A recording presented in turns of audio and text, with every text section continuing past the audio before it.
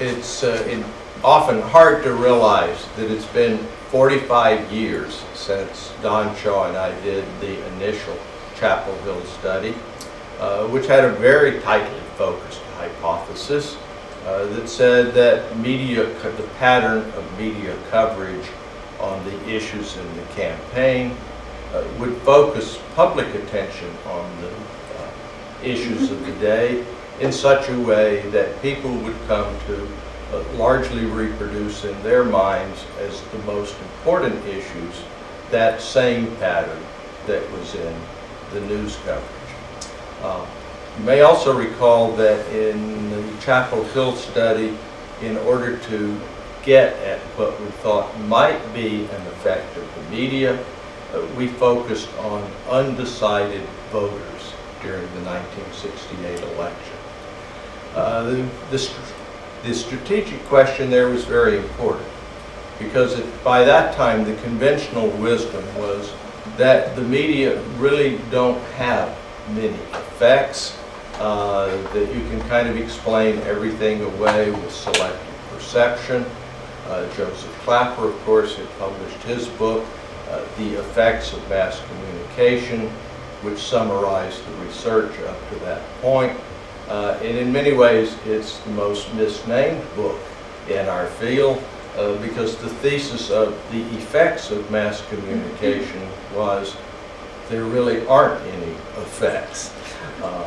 Or as his wife, Hope Clapper, often summarized it, it's the law of minimal consequences, which was particularly ironic because Joseph Clapper worked for the CBS television network, who of course make their money by convincing advertisers that there are effects and they should pay CBS a lot of money for advertising. But that was our thinking in focusing specifically on undecided voters, that if there were any effects to be found, undecided voters would seem the most locale for that. That is, selective perception should not be as strong a deterrent among undecided voters because they weren't already leaning toward the political party of the right, the Republicans, or the political party of the left, the Democrats. Historically, it turned out to be a very good decision because, as you know, we found a very strong match between the media agenda and the public agenda. But that meant broadening the study in the next presidential election, 1972.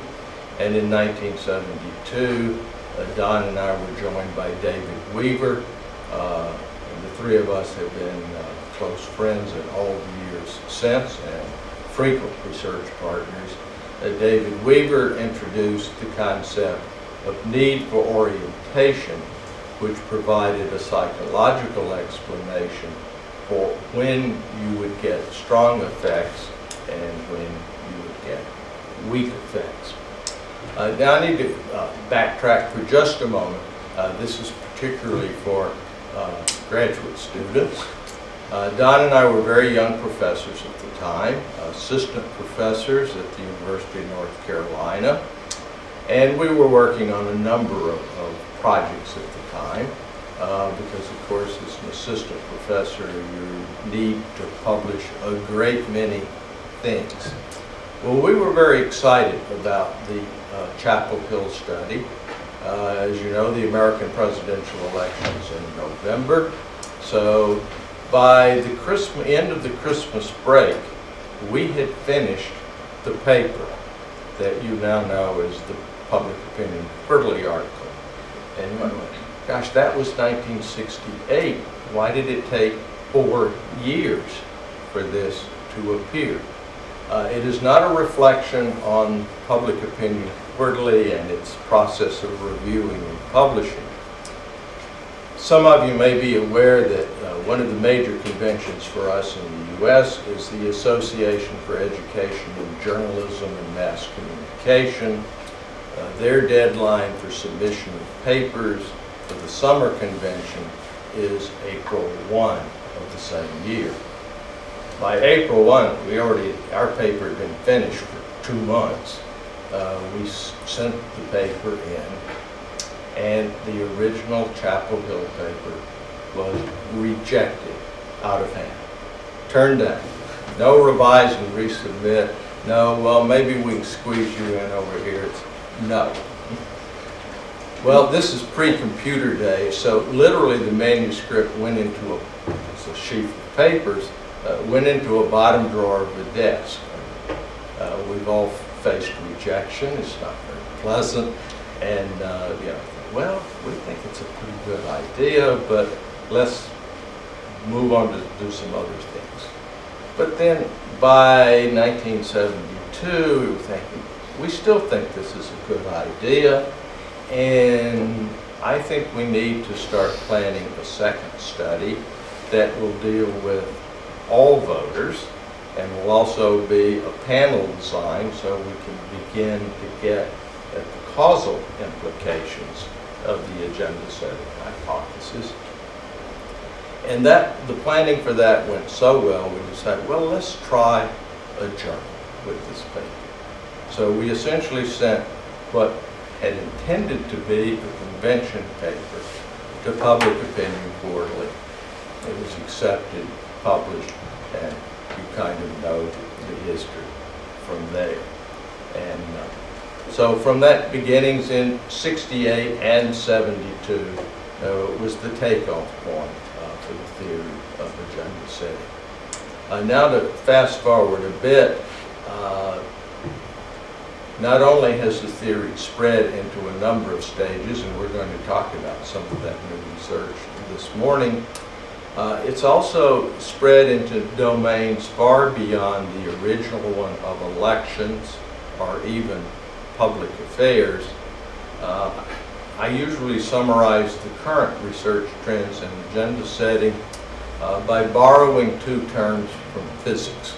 But these are 2 terms you probably learned in high school, so you don't need to be intimidated that it's from physics. One I call the centrifugal trend, and the other I call the centripetal trend. Let me just briefly talk about the centrifugal, that is the going outward.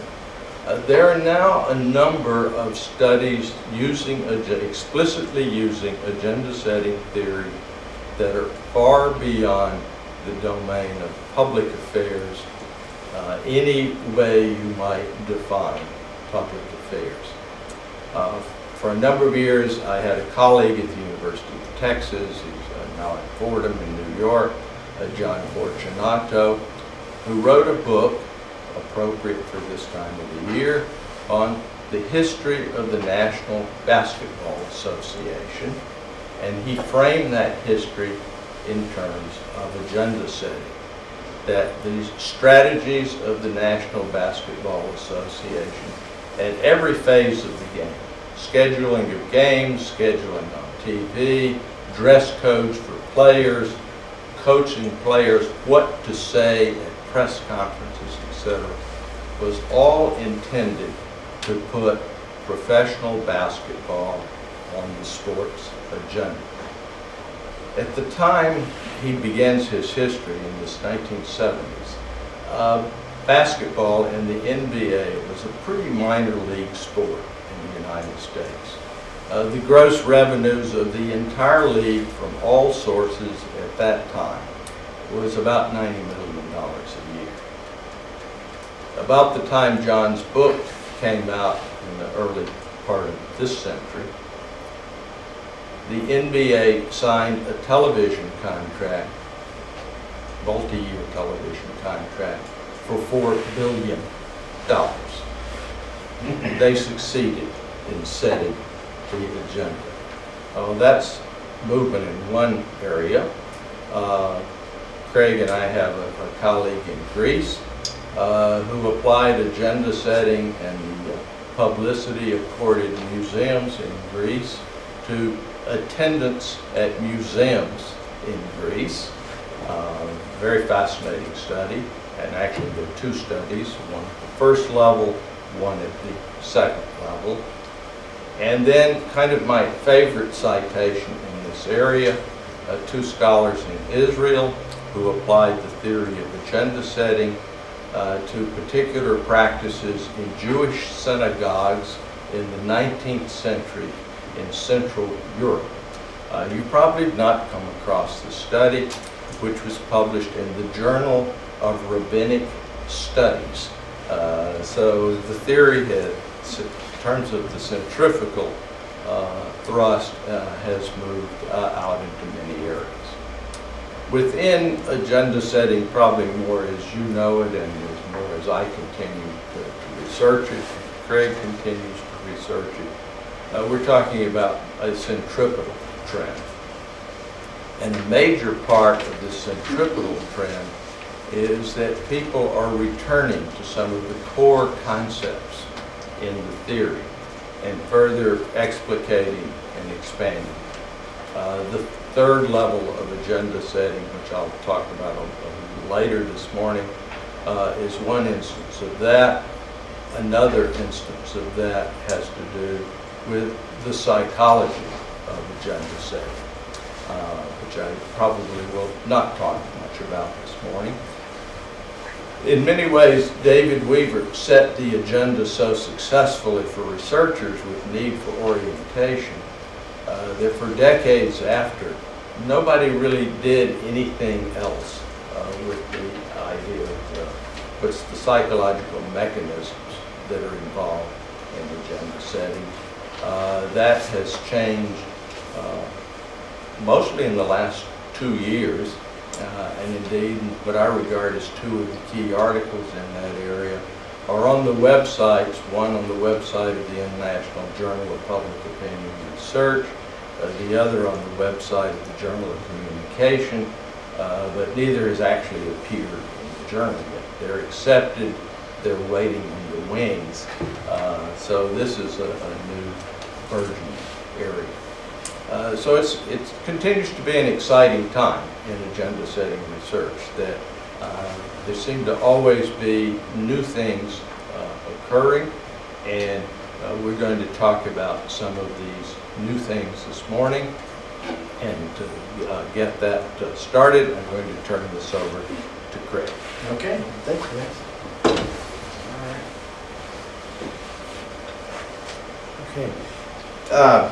One of the avenues of research that has developed from applying the agenda setting metaphor to other domains is looking at the transfer of salience from the media to the public in the context of organizations. In this particular paper that Max and I looked at, corporations 10 years ago in Corporate Reputation Review, we focused specifically on corporations, but we're finding that it actually applies to a wide variety of organizations. Just for a piece of trivia, I want to point out that actually Dan's dissertation at London School of Economics, we now actually situate as a part of one of the early seeds for looking at agenda setting theory in the study of organizations. In this original paper that we did 10 years ago, which is now 10 years old, there was a series of propositions that we look at in the broadest sense. So in terms of agenda setting, the first level focuses on the object.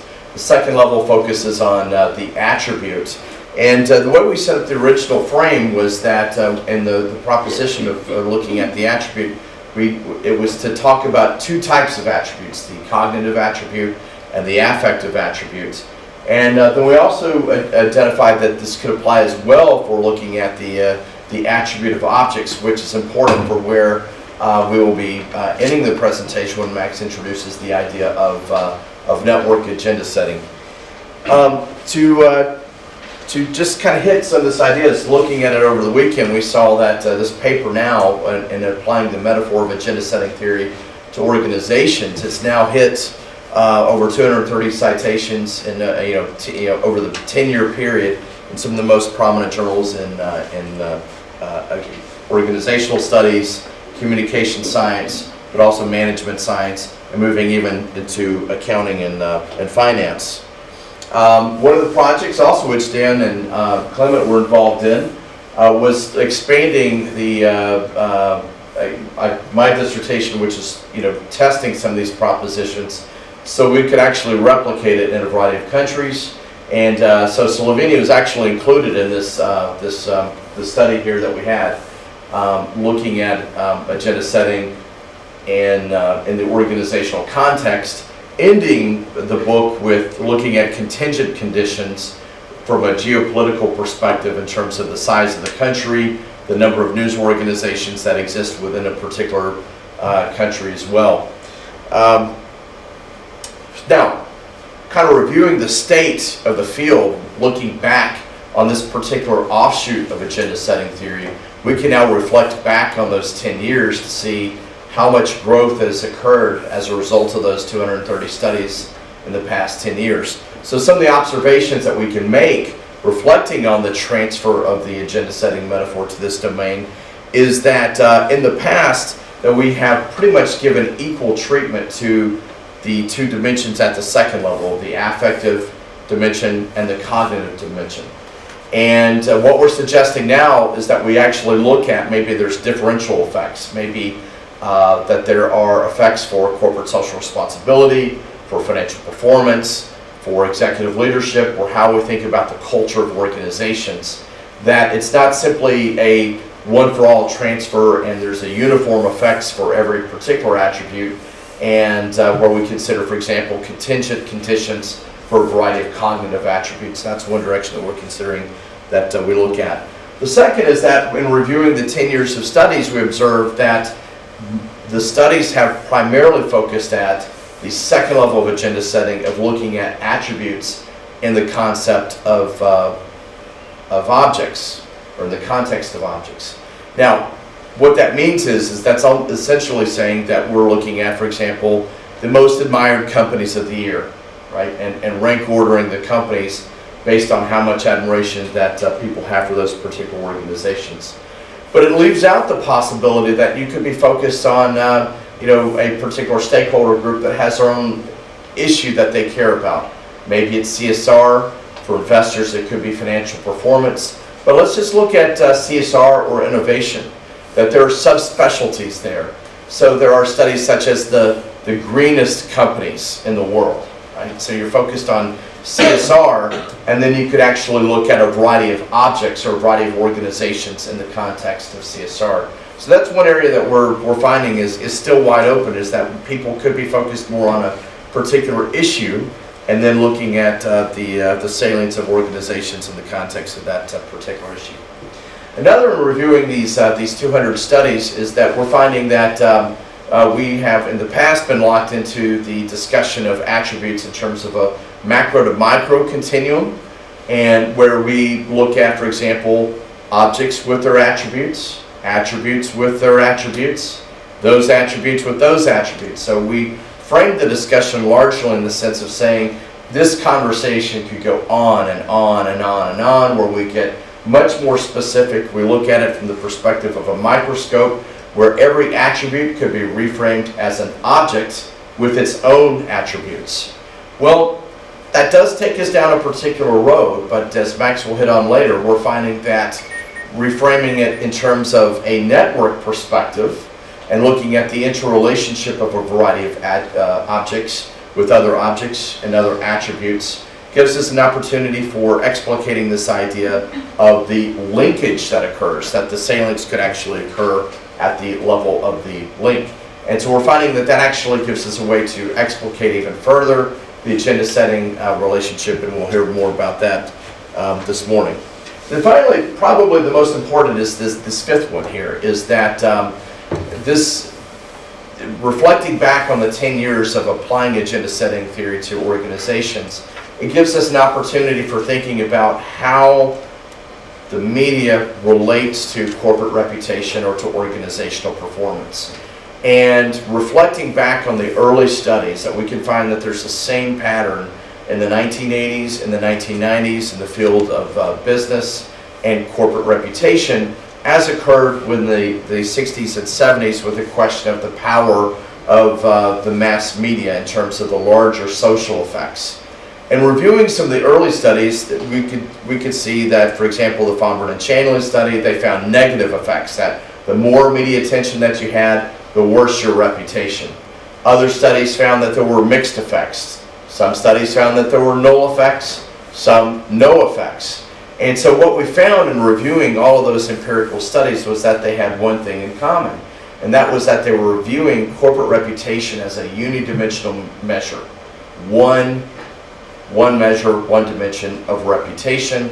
And we're finding that when you unpack reputation in terms of multiple dimensions, but also unpacking media salience as a concept with multiple dimensions, that we can find that the media have a much more persuasive impact on the power of reputation. So by looking at this idea of media salience and corporate reputation as multidimensional concepts, that we can find a much richer area. So in looking at the original paper, this means that we just can't think about the general idea of objects or attributes, but it's essentially a matching. It's a matching dimension. And that, so one of my projects with David Deephouse is to theorize business news content. And so we unpack 5 different dimensions of media salience that apply specifically to organizations where in the past the work focused on political issues. And I'm going to refer to some work from one of my former classmates, Spiracusis, who unpacked the concept of media salience in terms of 2 dimensions. We find that there's actually 5 for organizations. But I'm going to focus more on the first 4, the volume, tone, and topics, and we call it ties, so that we can have a nice alliteration, and the VT4 framework to look at the network perspective here and the co-occurrence of issues in organizations through media coverage.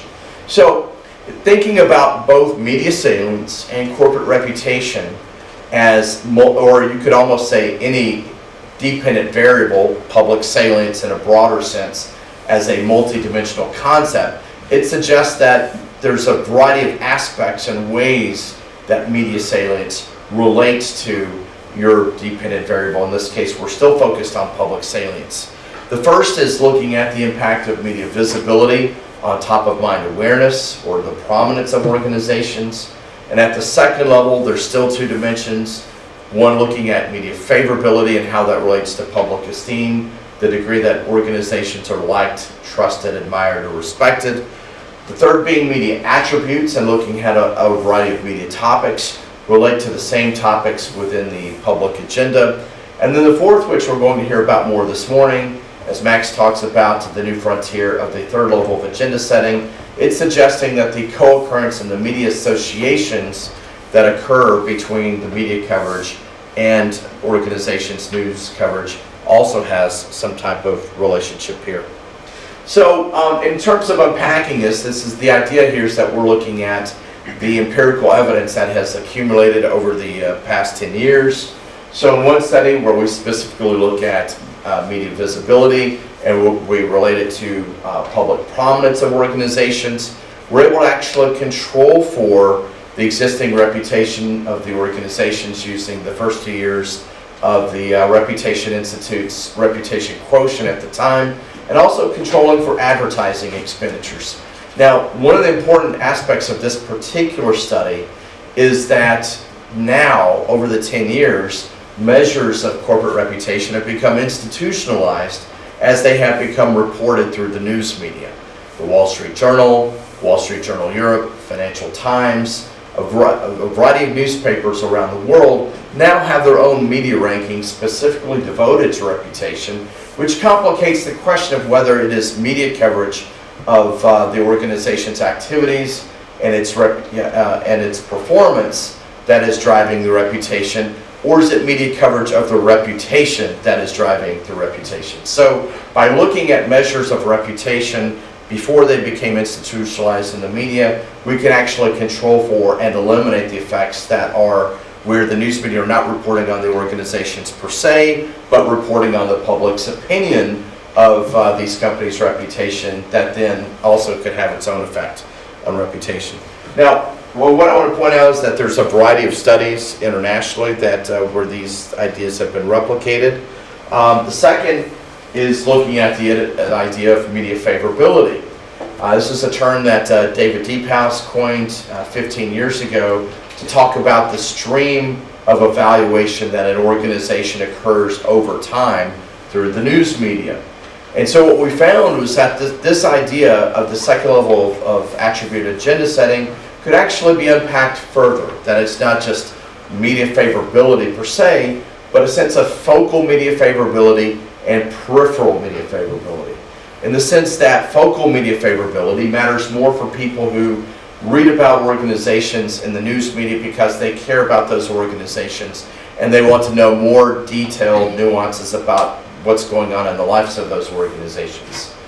But we also found that there's a sense of peripheral media favorability for passive audiences, audiences who really are more concerned about the issues of the day. They may not be as concerned as much about organizations, but they pick up on hints and clues and signals about particular organizations that they may not care about specifically, but they learn about them in the context of news coverage, where the overall evaluative tone of the news reports, independent of how those organizations are actually portrayed, can influence the way people think about those organizations in an evaluative sense over time. Now, this is something that, at least at this particular point, we can't say that there's experimental evidence there to support, and that's certainly an area that we think is worthy of attention. But it also suggests that this is something that organizations have more to be concerned about if they find that there's a particular pattern or routine in their news coverage, or pattern or routine in their degree of media visibility and the degree that they actually invest in communications.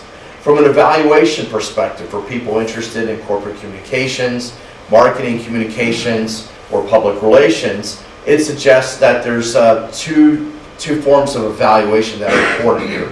One is thinking about how the organization is portrayed, where you use human coders and pull out the paragraphs and actually look at those particular details. But it also suggests that organizations can use news coverage as an early warning signal for how the passive tone and the overall evaluative tone of news coverage could affect people who are not their stakeholders, maybe not even their primary audiences, but people are more concerned about the issues of the day, who learn about those organizations through the news coverage. We also have a variety of examples from Denmark, Italy, Argentina, and Finland, and a number of countries also where we found no support. I hope this keeps working here. It looks like it has.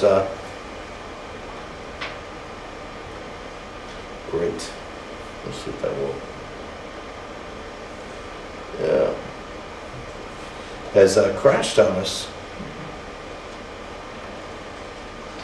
Let's see if that will. Now you can say anything. Now we can say anything. That's right. All right.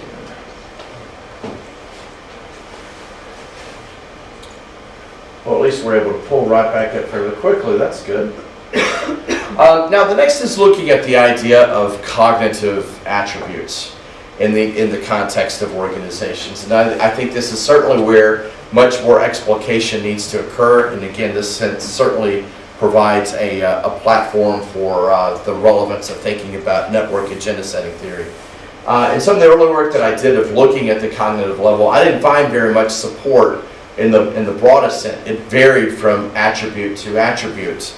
One of my colleagues, Spiracusa, has replicated the study a few years later. He found the same general idea that some attributes were much more salient in terms of the relationship between the news media performance and the reporting that they did, and those issues being brought up in the public's attention. And that's where returning to the idea of need for orientation and media dependency theory helped to explain it. But it also is where it's important to realize that when we, again, think about reputation as unidimensional versus multidimensional, that we are going to have much more limited effects. So again, the idea is that there has to be some type of matching. That it's not just relating news coverage about CSR to reputation as a whole, but news coverage about CSR to the reputation for CSR. So in one particular study with Sabine Einwiller in Germany, we looked at 8 different regions of Germany to look at and actually match the news reports that people were following at the local level with the media that they were reading, okay, to see that there was a relationship where we actually connected within people. You know, what organizations are you following? You know, what are the attributes that you care to hear about? What are the media that you're that you follow? And once we had the answer to what media that they were following, then we actually tied the people to the media that they're reading on issues that they were reading about. Now, just to kind of recap here, the basic idea that we're summarizing with the field of organizational studies is basically to say that it means that we, again, need to unpack media salience in terms of multiple dimensions, media visibility at the object level, media favorability and media topics, but it also opens the door for looking at media associations. At this point, I think you're going to be excited to hear from Professor McCombs on network agenda setting theory as the final topic of media associations. Thank you, Craig. Because our current work at Texas is back in the original domain of agenda setting, that is the linkage between news coverage and public opinion, I'm going to talk in those terms, and the examples you'll see are in that context. Within that context, then, the kind of general proposition that is the core proposition of agenda setting theory is that elements that are prominent in the news become prominent in the public mind. Those elements, of course, could be objects, issues in the Chapel Hill study, but in subsequent studies, public figures, organizations, political parties, any particular object that you might be interested in.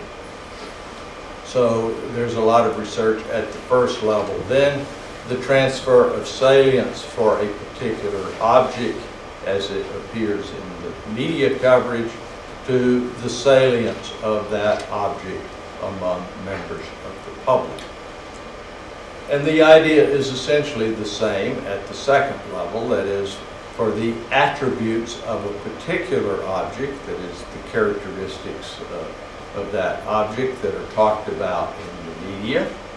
For a political figure, this could be attributes such as leadership, their political ideology, their experience, etc.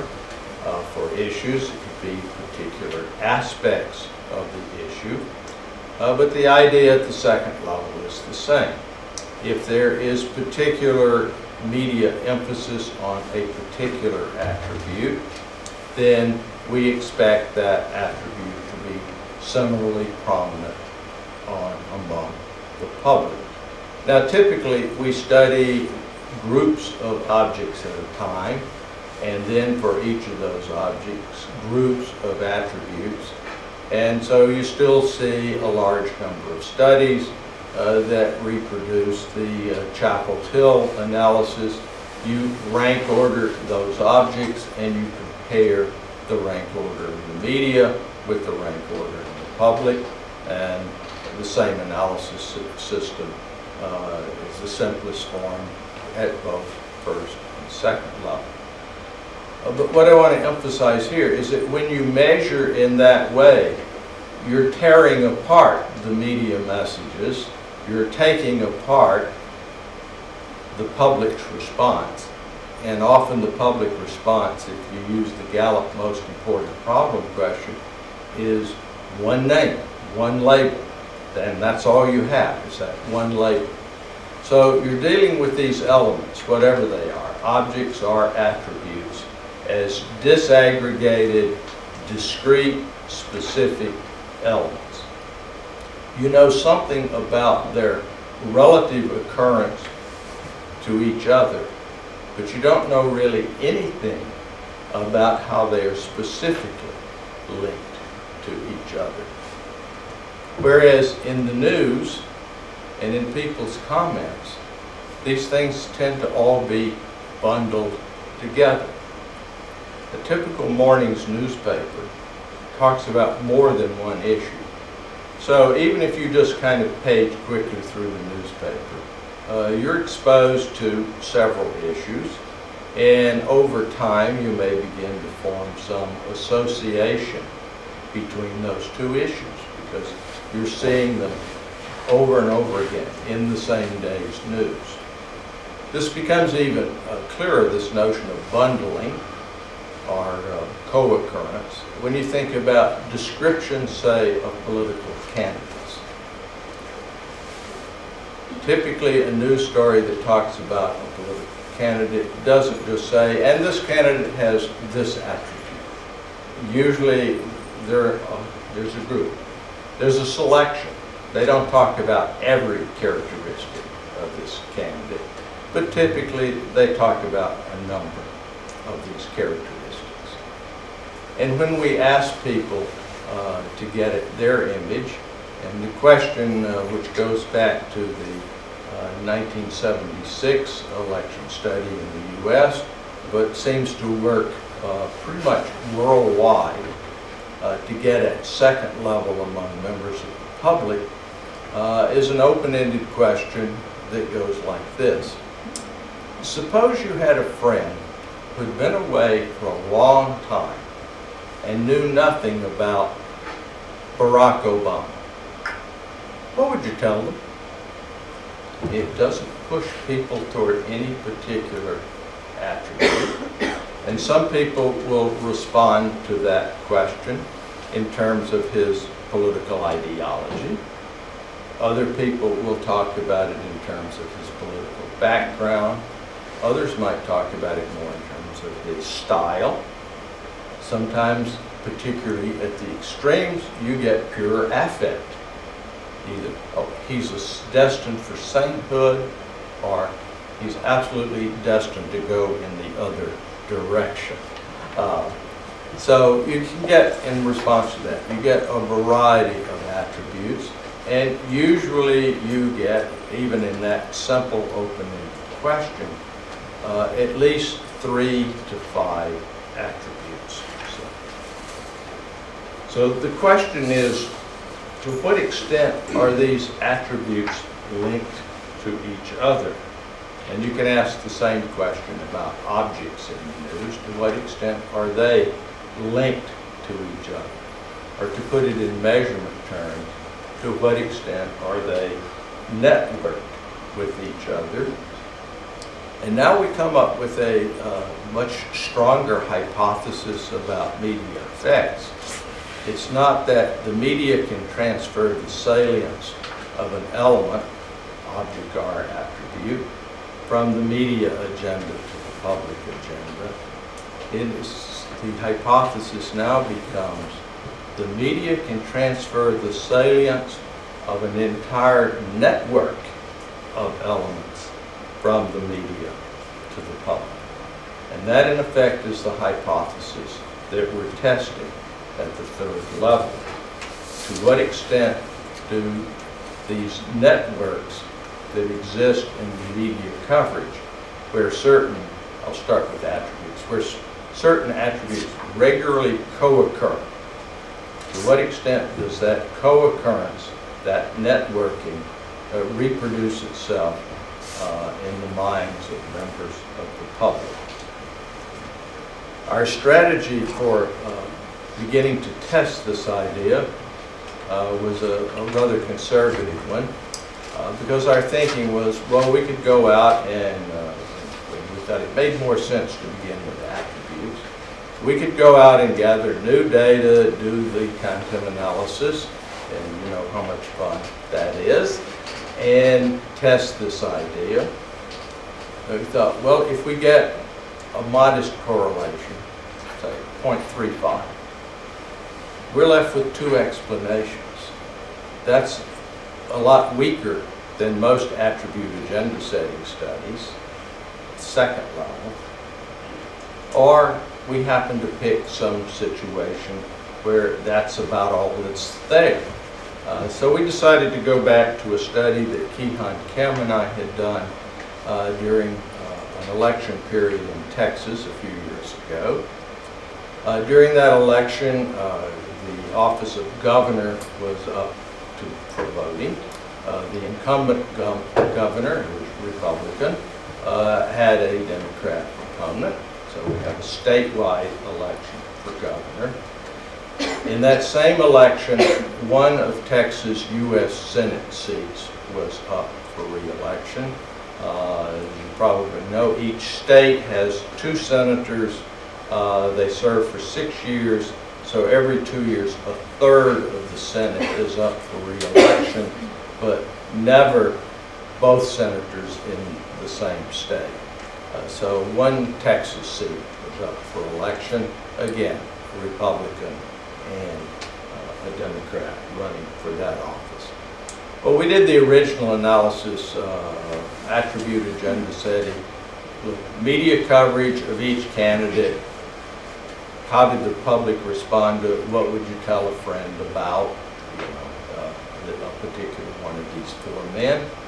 And it really didn't matter whether we did it separately by candidates, whether we aggregated by political office, or just put it all together. The correlations were all in the same place. The 0.65 you see there comes from the aggregation of all the data, all the news coverage for the 4 candidates, all the comments by members of the public about these 4 men. So the study had found a very strong attribute agenda setting effect at the 2nd level. Leigh Guo, who's finishing her PhD at Texas, and is really the lead researcher for 3rd level. There's a long story about that. That can wait for later. Leigh Guo did a network analysis of the same data that was used for the Kim and McCombs article, which was published several years ago. So she looked at the networks. You can also correlate networks the same way you correlate 1st level or 2nd level agendas. And as you see, we obtained essentially the same answer, 0.67. To give you some idea of what this looks like, this is the media's attribute agenda. It's a little hard to read the little labels, but the nodes, these are the attributes. At the core of the network is competence and experience, meaning not only did they occur frequently, but they were frequently tied to most of the other networks, most of the other attributes in the networks. One of the key measures, which some of you may be familiar with and others not, one of the key measures of a network and of the nodes in the network is degree centrality. That is, how central, in this case, is this attribute to this network of media coverage. So competence and experience are here at the core. The darkness of the lines indicates the difference between a very heavy linkage and a lighter linkage. You can see, for instance, that experience is strongly linked with morality. But overall, morality is out here on the periphery of the network. Leadership, even more so. This not only gives you a look at the attribute agenda, but qualitatively gives you a much richer look at how those attributes are all linked to each other.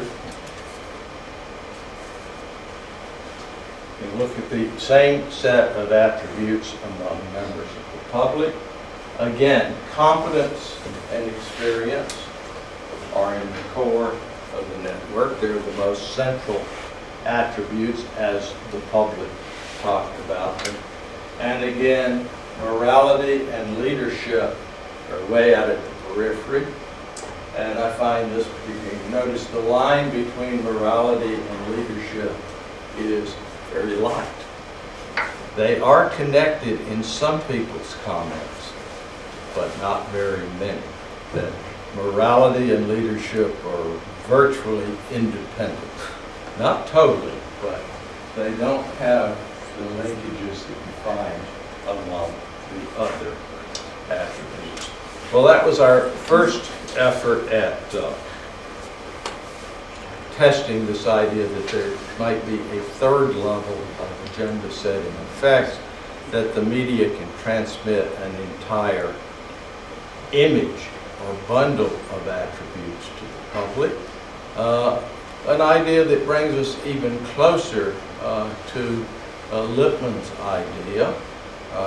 I always cite Walter Lippmann's book, Public Opinion, published back in 1922, Ancient Times.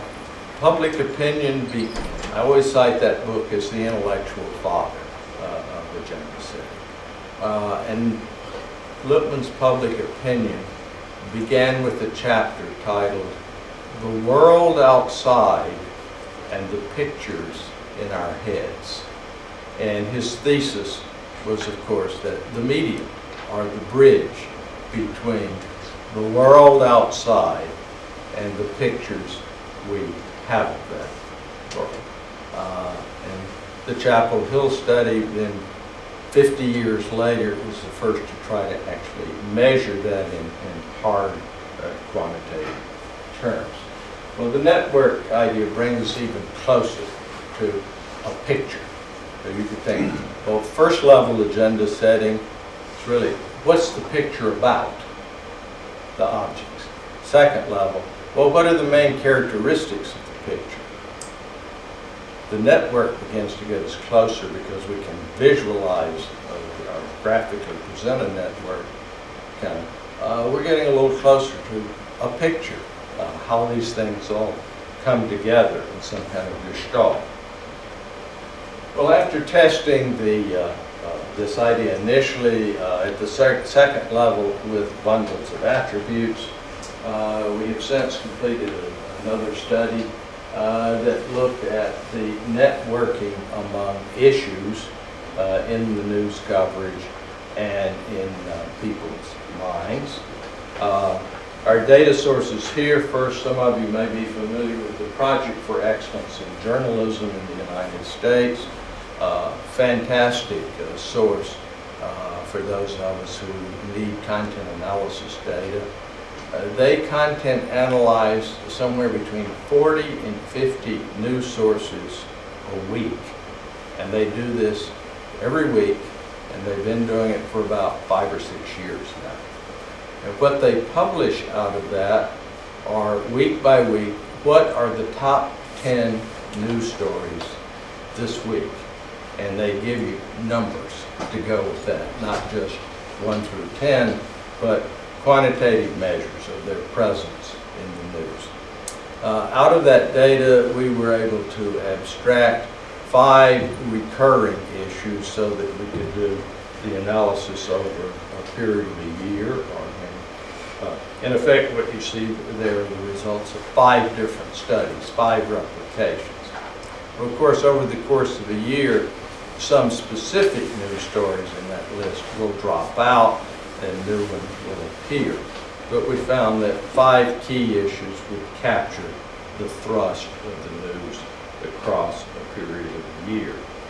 Our measure of public opinion of the public was the traditional Gallup most important problem question, except in this instance, rather than using the most common version of that poll, which asks what is the most important problem facing the country today, and people name one issue. There are some polls that do multiple responses. That gives us a little better fit. Well, on the basis of the Gallup, Hong Vu, who's also a doctoral student at the University of Texas, was able to locate at least one Gallup MIP poll for every month of the year for each of these 5 years to enable us to test this fairly extensively. What you see on the left is, again, we do the traditional analysis. What do these effects look like if you just analyze them with a simple rank ordering? You can see we get very substantial effects most years. The right-hand column is the results of the network analysis. We can analyze the news coverage in network terms, what issues are co-occurring in a particular week's news, and how strong is that co-occurrence across a year's time. And the same for the Gallup MIP questions. How often do these different issues co-occur in a month's time in the Gallup poll? So you can do the same set of correlations. And by and large, this is the largest exception. Again, you get very, very similar answers. I didn't bring all the pictures of those, but they're similar to the two graphics you saw before. You can begin to see which of these issues are most central in a network, which ones are out to the periphery, which ones are linked together.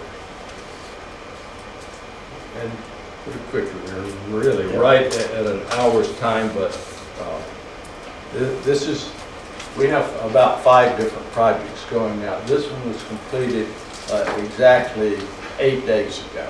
So this is the newest thing. This is a study of tweets during the U.S. presidential election. It's a joint project of the University of North Carolina and the University of Texas. My longtime friend Don Shaw at Chapel Hill and one of his doctoral students, and Leigh Gual and I at Texas. So the North Carolina team downloaded about 5 million tweets across a 3-month period during the election. And the tweets came from 5 different sources. One of the problems in doing analysis of Twitter, Craig's very diplomatic about it. He says there's a lot of noise in there, stuff you're not interested in, like I had bacon for breakfast this morning. You know? I just call it garbage. We hit on, the Chapel Hill group hit on a very nice technique for quickly getting rid of the garbage. They only downloaded tweets which A, mentioned either Barack Obama or Mitt Romney, and in the same tweet mentioned at least one public issue. So that gets rid of a lot of stuff, particularly among public tweets. So we're left with 5 sets of data. First, tweets by Obama supporters. I won't go into the methodology of how we identified them in that fashion. And tweets from Romney supporters. But we did have a threshold. You can identify the source of tweets. They're not anonymous. So we set a threshold, and as I recall it was 12. If you didn't tweet at least 12 times across this 3-month period, you were out. So that also helped clean up the data and tighten the focus. So you can think of these as people who are more active politically. They tweeted at least a dozen times during the election. The terms for the media, I'll give you a quick summary of that, comes from a concept of Don Shaw's called agenda melding, which is concerned with, well, how does an individual put together their agenda of public issues or images of a candidate or whatever? Well, agenda settings tended to focus on the mainstream media. Now with the proliferation of niche websites that lean one way or the other politically, there's a lot of interest in selective perception again, and how people might draw primarily from compatible political sources. If you're conservative, you go to the right-wing niche sites. If you're liberal, you go to the left wing. So these are, so Don calls traditional media vertical media because it tends to cut down across many layers or strata of society, that is, mainstream newspapers, television news, try to reach many different groups in society. On the other hand, horizontal media, in this case politically oriented, are primarily aimed at the partisans who share their point of view. And he says, they're operating primarily only on one layer or strata of society. So we have Obama supporter tweets, Romney supporter tweets, vertical tweeting about Obama, and left-wing media tweeting about Romney and Obama, both tweeting about both. And what you see then are the matchups between how similar these networks of issues are among these media. The surprise to us was how similar these correlations are. And particularly in this initial analysis, completely confounded our second hypothesis, which was Obama supporters will correspond much more strongly with Democrat niche media than with Republican. And in fact, it went the other way. For Republicans, there is a tilt to the right, but I think from a practical point of view, among Romney supporters, there's no real difference in the match, their match with Republican-oriented media and Democrat media. We'll be digging a little deeper into that subsequently with this first analysis. I guess the good news politically, if you kind of take the set of correlations as a whole, at least everybody seems to be talking about the same issues. They may not agree on the attributes of what to do about these issues, but at least they aren't talking past each other on totally different issues. There does seem to be a tight consensus about what the major issues of the campaign were and what people wanted to talk about, what the media, whether vertical or horizontal, were talking about. Well, I think we'll, let me go to Craig. End with a quote, going back to how did this, what are kind of the beginnings of this. Quote from Craig's dissertation in 2004 at the University of Texas. We kept saying, yeah, we need to kind of do something in that area. And it didn't really start happening until about 2 years ago when Lei Guo, who's actually very qualitatively oriented, her dissertation's an ethnographic study, was doing some work for me in preparing abstracts that I used in doing the new edition of Setting the Agenda that will be out next year. And one day I said, Lei, would you like to learn network analysis? And 2 weeks later, she knew how to do it, and we started regrinding the Kim and McCombs data. So that kind of gets you back to the historic roots of what we're now beginning to call third level. Okay, I think at this point, thank you. If you have questions, I hope we have a little bit of time for questions. Yep.